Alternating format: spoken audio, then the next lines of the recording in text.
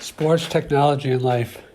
I've always been a big sports fan, and even with my very busy schedule, today I still watch maybe one or two games a week.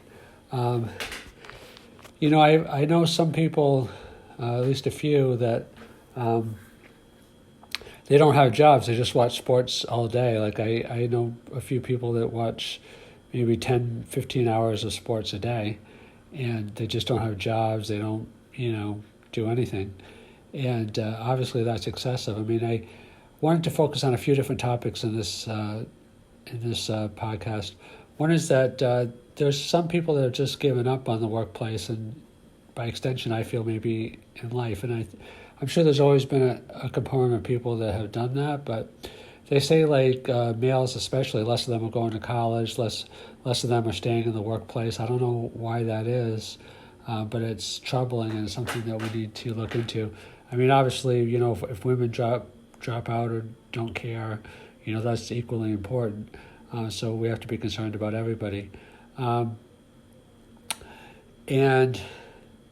I want to say a little bit about technology and a little bit about millennials. Now, sometimes millennials get a hard rap because they, not just millennials, but generation, I think it's called X and Z, those two as well. Sometimes the rap on them is that some of them don't have the same effort in the workplace, that they have a little bit of entitlement. The soft skills are not as good because they over-rely on technology. I don't like to get into stereotypes too much because I think that there's always exceptions, and people are people. It's not overly good to be put in categories, obviously, of any type. And also, you want to make sure that nobody is treated unfairly as well. But I do think not just focusing on subgroups, but in general, technology has so many benefits. But one of the downsides perhaps is that as we become over reliant on technology increasingly over time, and each generation more so than the next probably, that we lose the ability sometimes just to really not only relate to each other in person. We do more texting and we do more things of that nature, but also just the ability to do hard things in life because technology makes our lives easier. And I think, every generation says that, this generation is soft and the prior generation was harder. But I think life is getting easier in each successive generation, so I think there's some truth to that.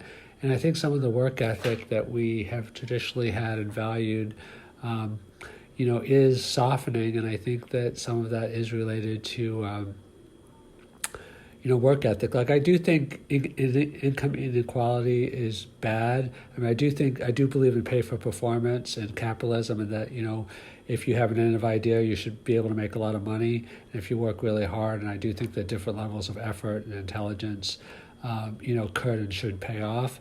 But at the same time, I am against any kind of rigged system or a system where you can work really hard your whole life and still really have nothing to show for it. So I think there's a balance there. But I think, within that, I think that, I don't want to see the value of hard work dissipate or disappear and just feel like, everybody should get something. Like I do, I know it might seem like I'm taking both sides because there is merits to both sides, but I'm trying to be more nuanced than that rather than just taking both sides. So I do believe there might be a role for universal basic income, as automation really ramps up, or some variant of that, and I've had various podcasts about that.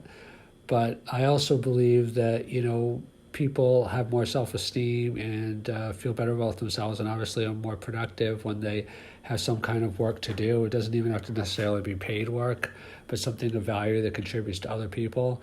I think we become selfish when we just focus on ourselves. I mean, sports is great, but if you spend 10 hours and 12 hours a day watching sports, I mean, it's different if a person has